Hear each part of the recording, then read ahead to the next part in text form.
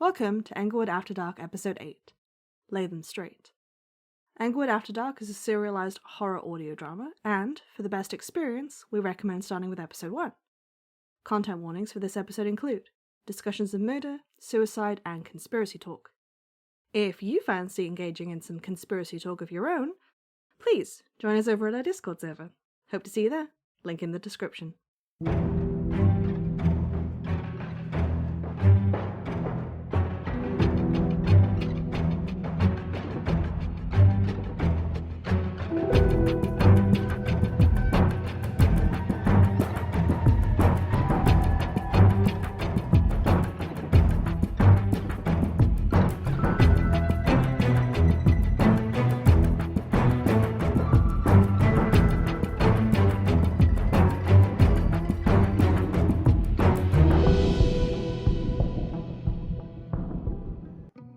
Hey there, intrepid mystery lovers, and welcome back to another episode of Englewood After Dark.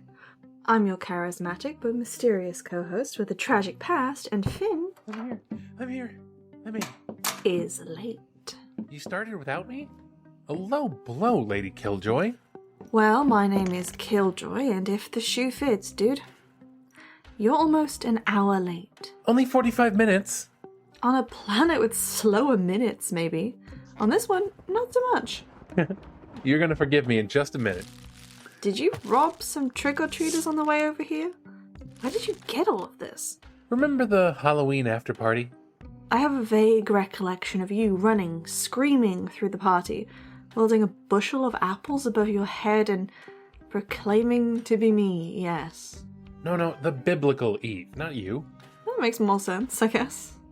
Well, I took a nap in their broom cupboard when the internal layout of their apartment proved itself to be too labyrinthian. The studio apartment? Anyway, the next morning Delilah felt sorry for me and gave me all their leftover candy. Apparently no one really ate much after that girl dressed as a sexy possum stole it all and hid it in the cistern of the toilet. Finn, did you just bring me toilet candy? I didn't accept any candy without a wrapper. Ew! Finn! I'm so glad there's hand sanitizer in here.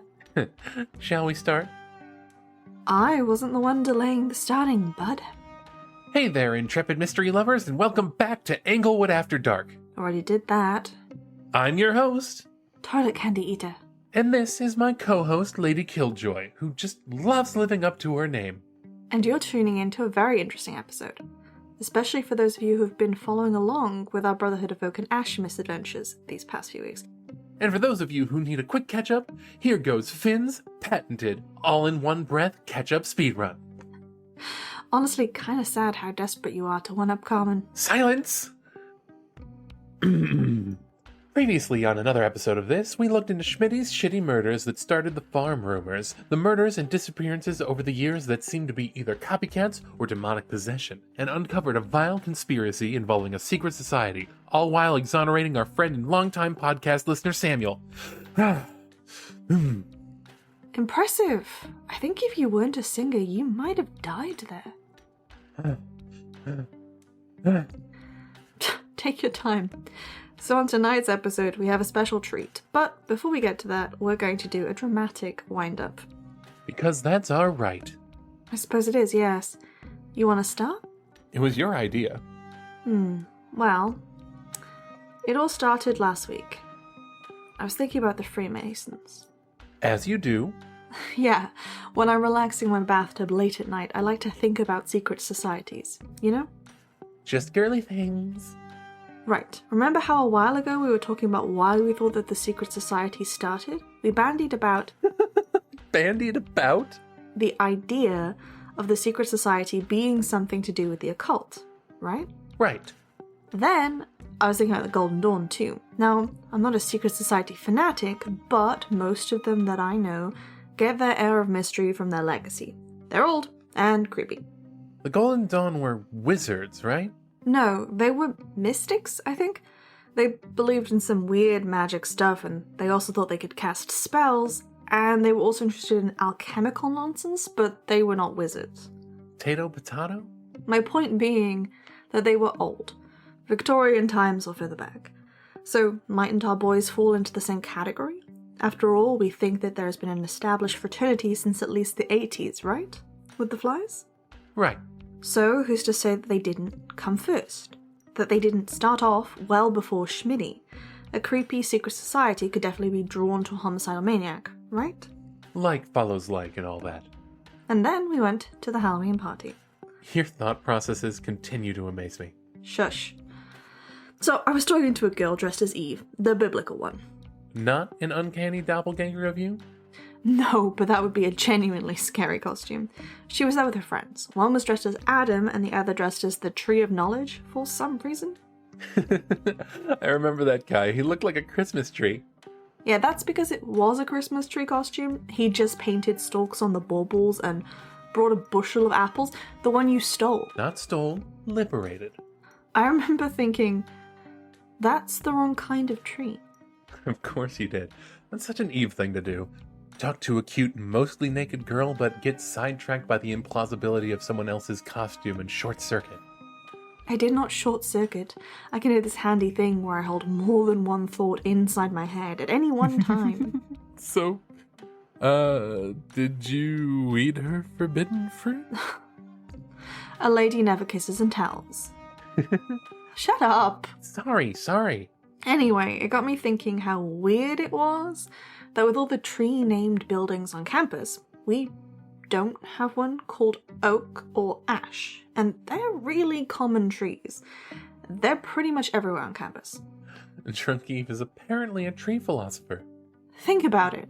We have the Wisteria building, Sycamore Dorm, Redwood Dorm, even the Beach Bridge. I mean, campus is literally called Angel Wood, but there's no oak and no ash. I googled it, and there wasn't really much when I went trawling except... Thank you. Except that there was a newspaper article from 1823 recognizing the establishment of the Whitehead Library, one of the few campus buildings with no trees in its title. In the article, it references the burning down of the oak and ash dorms 2 years prior. But when we did our due diligence trying to find any mention of the fire, the only articles we could find were more modern and more concerned with the back building burning down in 2002. A conspicuous lack of mention that made us curious. Yeah, nice try, guys. You can try and hide stuff from us, but we're dogged and determined and dastardly. To be fair, we don't know that it's a devilish conspiracy, we're just assuming that it is one until proven otherwise. Guilty until proven innocent. Right. So it seemed like we should definitely pay the Whitehead Library a visit in search of... I don't know what we thought we were going to find, to be honest. Secret rooms, a treasure map, an evil suit of armor that follows you around but pretends to be a nerd whenever you look around. You were expecting to find an episode of Scooby-Doo? A sacrificial altar, a dead body, possibly some ancient demon summoning texts. You thought we might find a sacrificial altar in a library that the student body uses every day. Secret rooms, Eve. Duh. Which is why you kept proclaiming aha as you yanked the books off the shelf one after the other. You were expecting a secret room. No one would expect it. Everyone would expect it. Plus, you'd end up with at least a dozen students each year accidentally finding your secret sacrificial altar. Not something, I imagine, you want as a super secret society. Or exactly what you want if you're looking for your next sacrifice. Dastardly. Still doesn't explain all the times you yanked books off of the freestanding shelves, though. I mean, you never know. Apparently. So we went hunting. We found, unsurprisingly, a whole lot of books. Finn pissed off 2 student librarians, but we did discover a lot of weird stuff about the university's history. Like, did you know that our status as a university is actually pretty recent? We used to be the Englewood boarding house for young gentlemen back in the day. Yeah, before when Englewood was barely even a real place. That's also when the 2 dorms, or I guess boarding houses, were first built. Oak and Ash. It was supposed to be all one building, but then the town decided there needed to be a road right through the middle of it, and so Oak and Ash were born. Then it became a boarding school for a while, which is super creepy, and now we know to be on the lookout for little kid ghosts. The creepiest kinds of ghost. Exactly.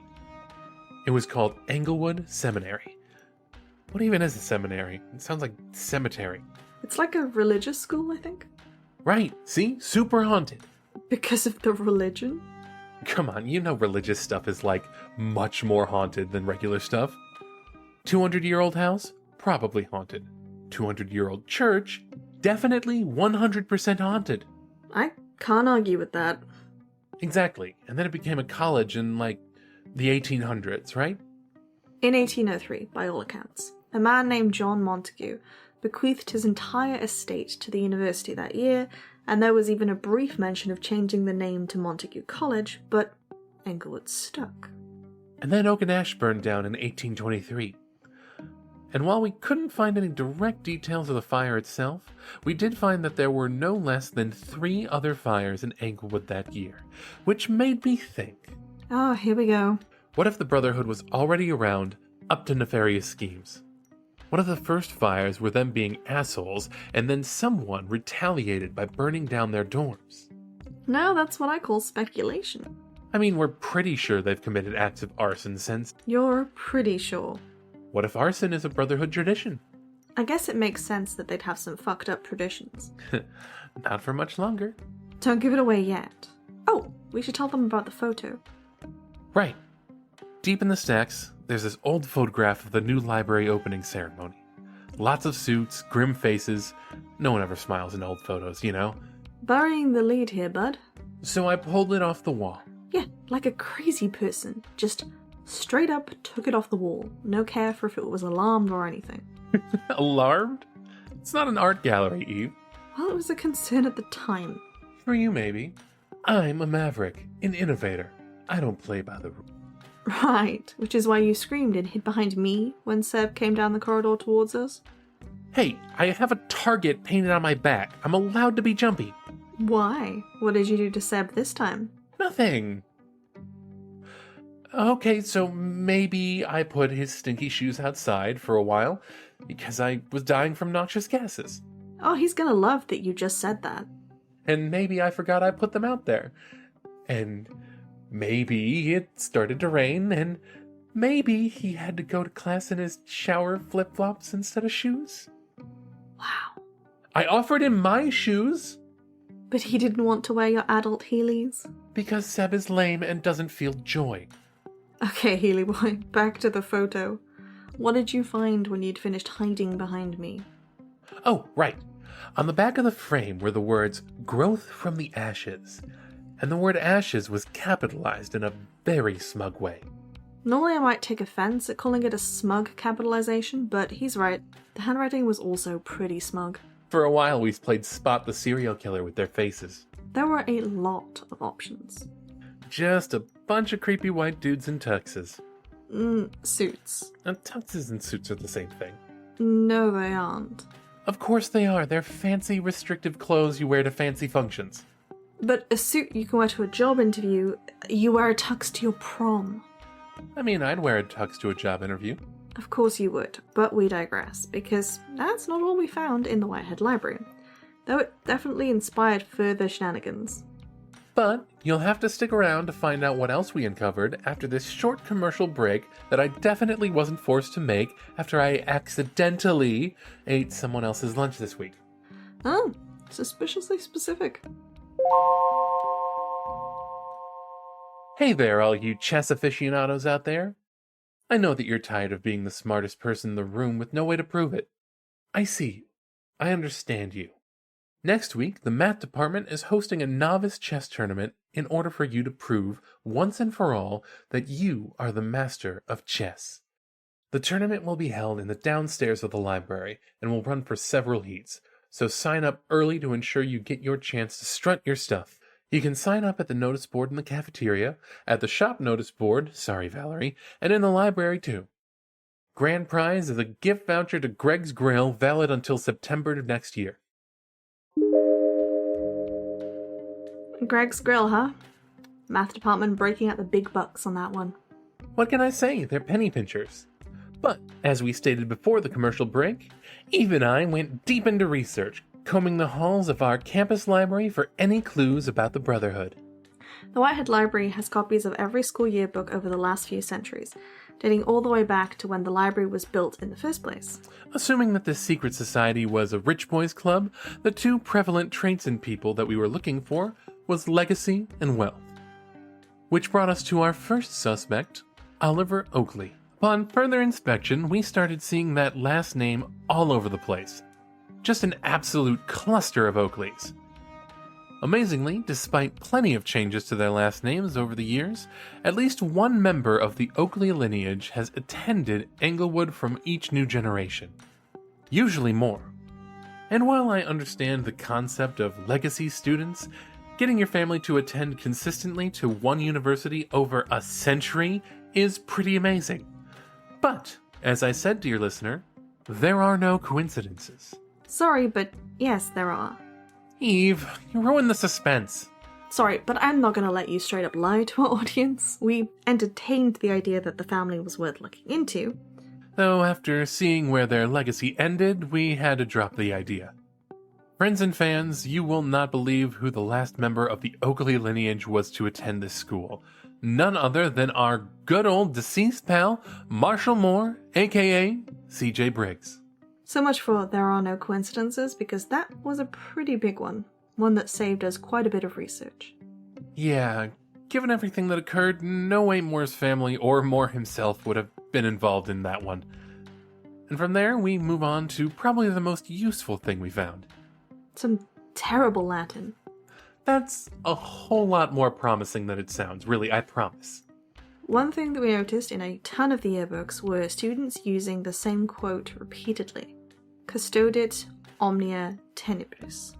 Which sounds super ominous and definitely like some secret society shenanigans. Except I'm fairly certain that they meant to say, keep everything dark, and I don't think the grammar is exactly correct there. Latin is hard, folks. And dead. But if this is related to the Brotherhood, a few things surprise me.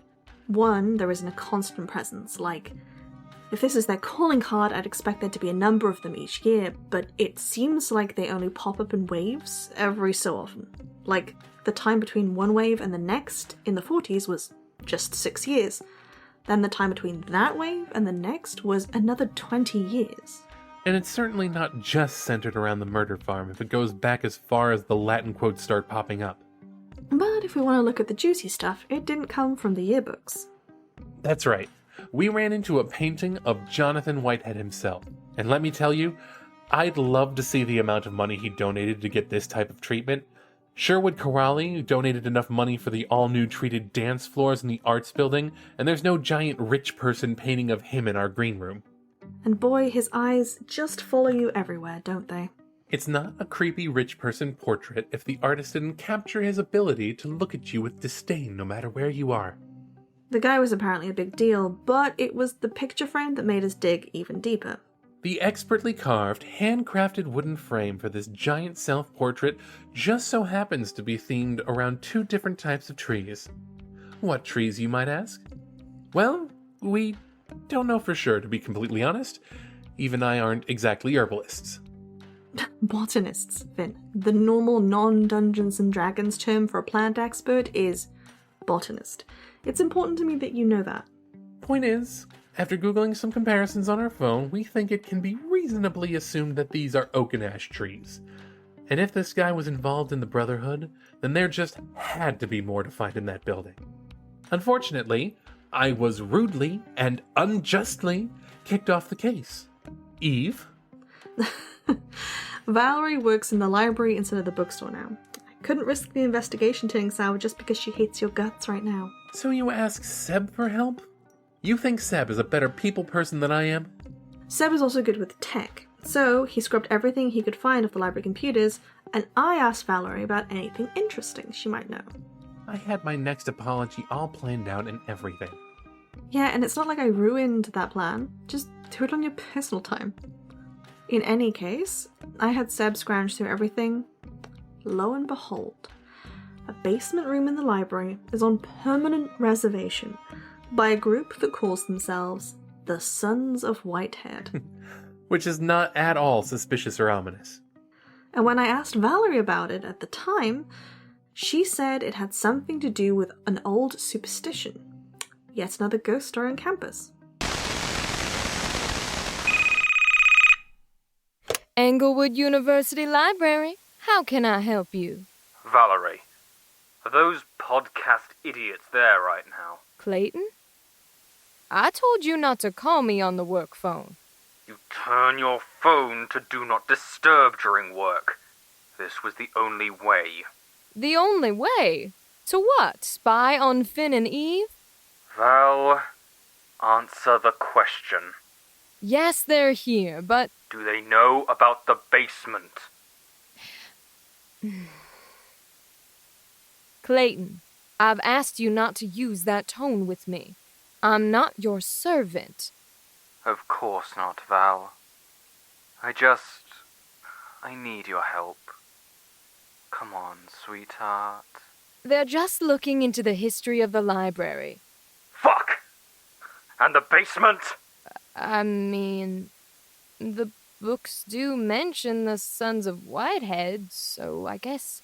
For fuck's sake, Valerie! What in the hell is wrong with you? Why does it matter? Fuck! I'll talk to you later.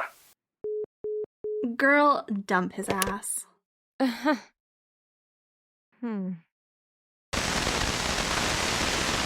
Whitehead assisted with the building of the campus library not as an alumni, but as someone who wanted their children to attend this school.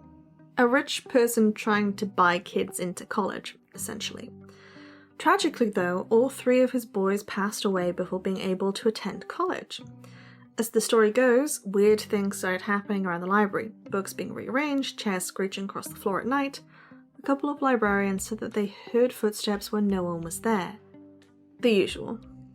And I call bull. I'm sorry, what?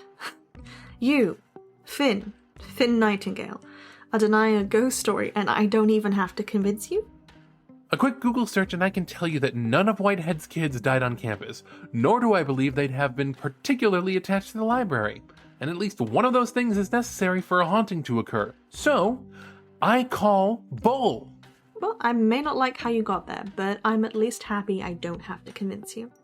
I think it's obvious this room is on permanent reserve in case the Brotherhood needs to use it. And why are we letting this all be recorded and showing our hands? Well, amazingly, none of this matters. The Brotherhood can't cover its tracks anymore. After seeing that the security footage had been erased last episode, it suddenly occurred to me. Someone was recording that night. Our dear friend Emma, star of Oklahoma in Space, was practicing very diligently in the dance studio of the art building.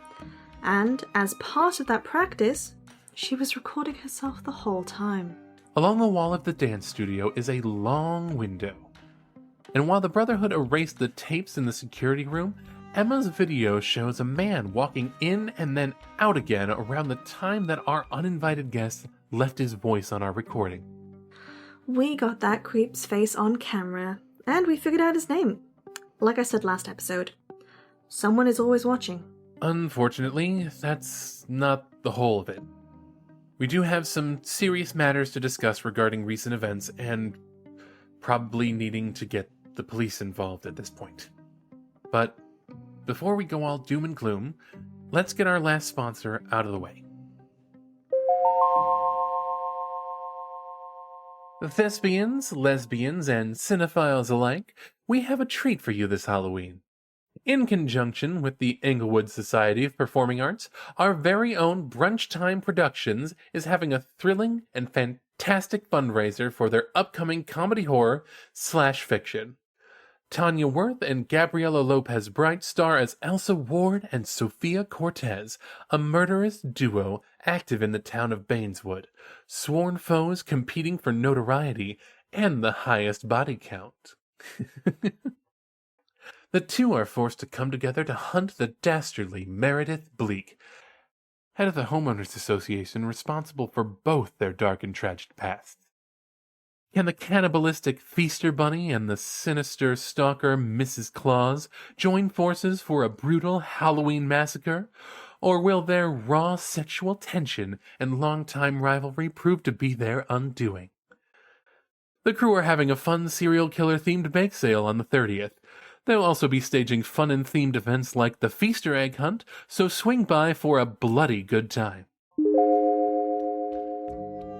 We'd just like to apologise for the tonal whiplash. That ad was recorded in advance. Ladies and gentlemen, we here at Englewood After Dark specialize in tonal whiplash, so you might want to brace yourselves as we gently transition from murder lesbians to actual murder. It's a little premature to... Okay, like I said, Finn and I found a lot of suspicious yearbook photos, some obviously linked, some ambiguously. Unsurprisingly, a lot of people love misusing Latin, not just secret societies. We kept a list as we went through, but that wasn't all we found. While Finn was trawling through some old yearbooks and making fun of people's hair, he ran across someone unexpected. Yeah, I recognized your crazy 80s hair from that picture. The one Hennessy gave us several weeks ago. She was the one who Schmidt was sliding. We don't need to paint them such a vivid picture. We found another photo of the woman who Schmidt had his hands on. The one who looked a lot like his victims. Except this one had a name attached. Darcy Bennett, née Lucas, Schmidt's TA once upon a time.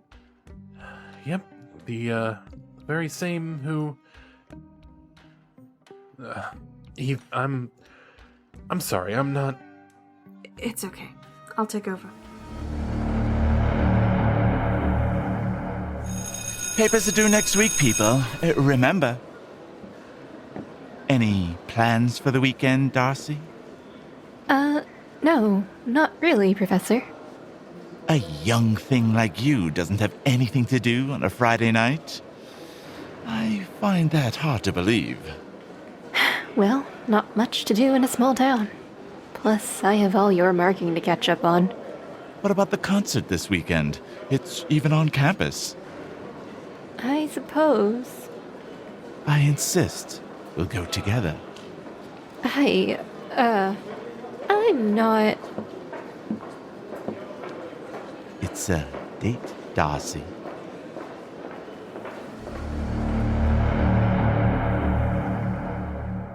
Darcy Bennett, as I'm sure many of you are aware, is a late and beloved teacher here at Englewood who was tragically taken from us several weeks ago. Oh yeah, I hate it when people are tragically taken from us. Finn... Don't you hate it when people are taken from us, Eve? Yeah, I hate it.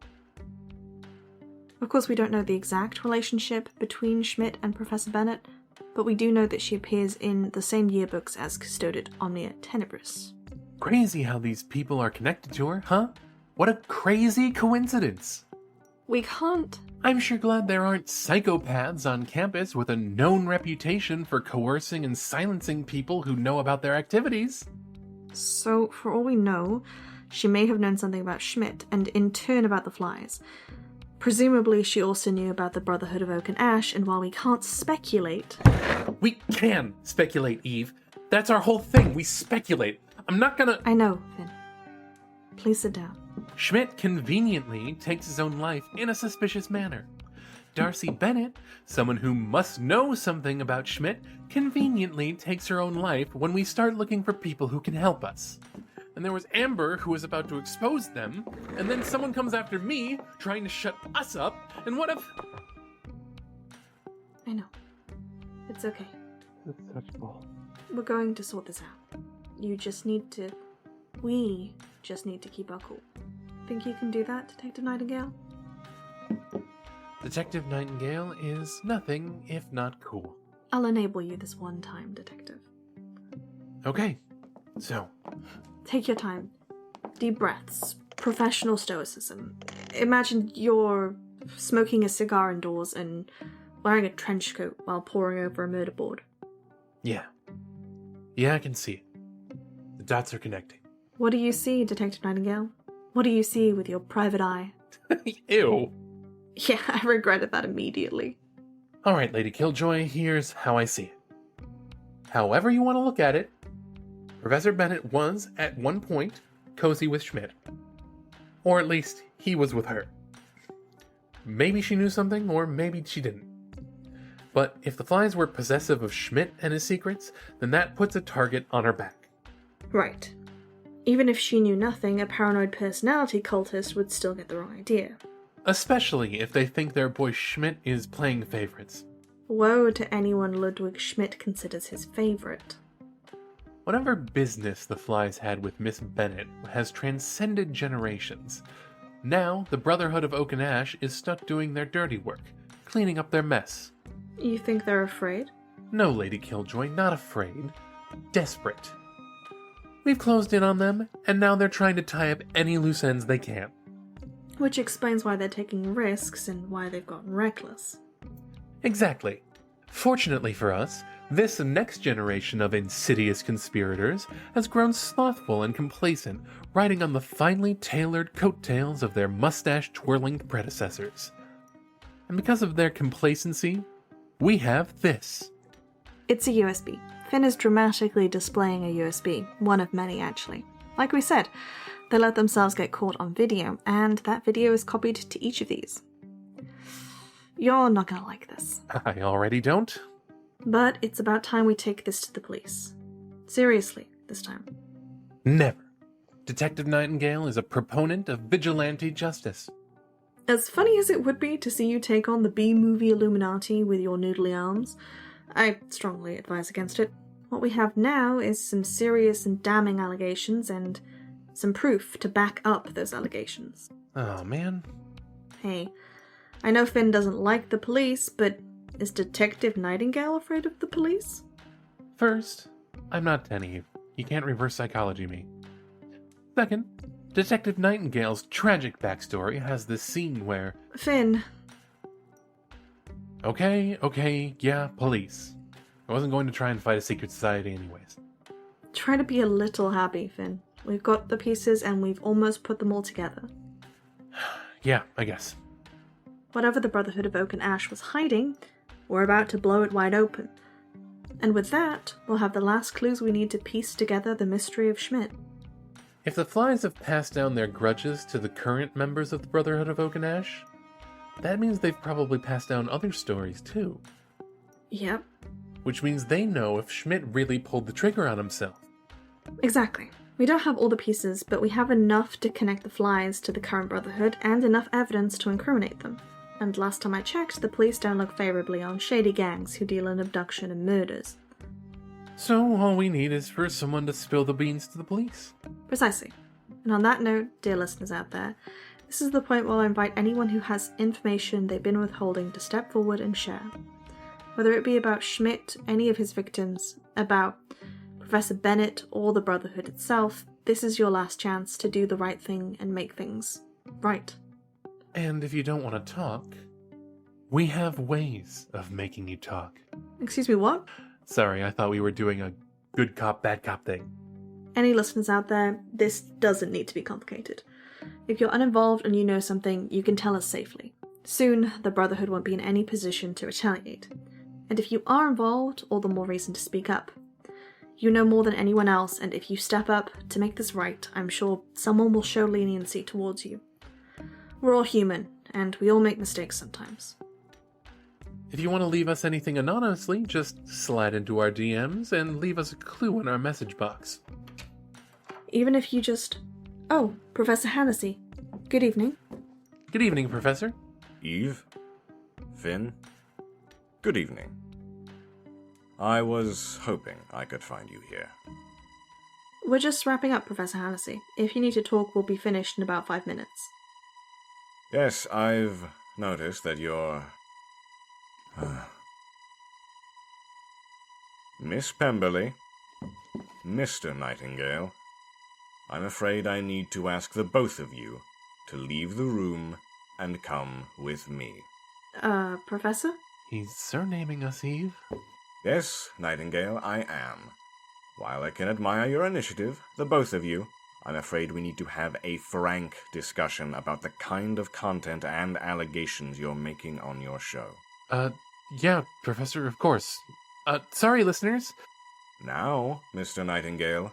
So long. Farewell. And remember... Turn off the microphone, Finn.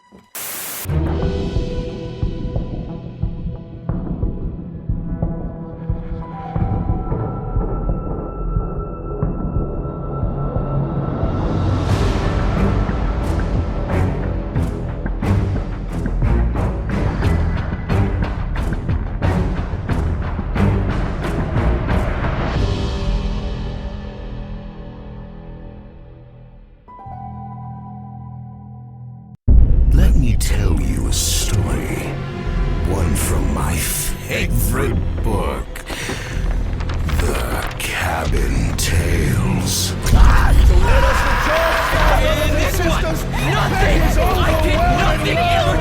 I'm gonna need you to take a step back.